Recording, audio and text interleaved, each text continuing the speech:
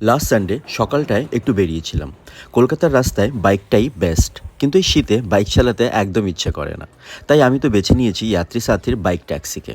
ওদের কোনো কমিশন দিতে হয় না, তাই তুলনামূলকভাবে ওদের ভাড়াটা একটু কম। আমার একটা কালিগ আজ লাঞ্চে ওর বাড়িতে ডেকেছে, তাই আজ আমার লাঞ্চ বানানোর ঝামেলাটা নেই। তাই কি করি ভাবতে গিয়ে মনে হলো যদি আমার এই সাদা বেড কাভারটায় কিছু করা যায়। লাস্ট টাইম যখন এই বালিশের কাভারটা করেছিলাম, তোমরা অনেকে কমেন্টে বলেছিলে যে বেড কাভারটাতেও কিছু করে ফেলতে। সেই থেকেই মাথায় ঘুরছিল ব্যাপারটা।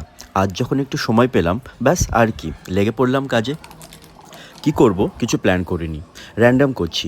আচ্ছা, এইভাবে রং করা পদ্ধতিটাকে টাই অ্যান্ড ডাই বলে, অর্থাৎ যে কাপড়টাকে রং করবে সেটাকে টাই মানে বেঁধে নেওয়া, অ্যান্ড দেন ডাই অর্থাৎ রং করা। কিন্তু ডাই করতে গিয়ে দেখি যতটা রং দরকার ছিল ততটা রং নেই। মনটা একটু খারাপই হয়ে গেল। কী আর করা যাবে, হাতে সময়ও ছিল না যে আবার নতুন করে শুরু করব। তাই বেড কাভারটা শুকোতে দিয়ে আমি চললাম রেডি হতে। ঝটপট রেডি হয়ে যাত্রী সাথীর বাইক ট্যাক্সি বুক করে বেরিয়ে পড়লাম আমি আমার কালিগের বাড়ির উদ্দেশ্যে। ওদের সার্ভিসটা বেশ ভালো, বুক করে বেশিক্ষণ ওয়েট করতে হয় না। তোমরাও যাত্রী সাথীর অ্যাপটা ব্যবহার করে দেখতে পারো। কালিগের বাড়িতে লাঞ্চে চলে তো গেলাম, তবে গিয়ে আমার মাথায় ঘুরছিল বেড কাভারটা কেমন হয়েছে রেজাল্টটা দেখার জন্য ছটপট করছিলাম। তাই বাড়ি ফিরে এসে আর ওয়েট করতে পারলাম না। ডাই করার সময় রং কম পড়াটা ভালো হলো না খারাপ হলো, তোমরা প্লিজ আমাকে কমেন্টে জানিও।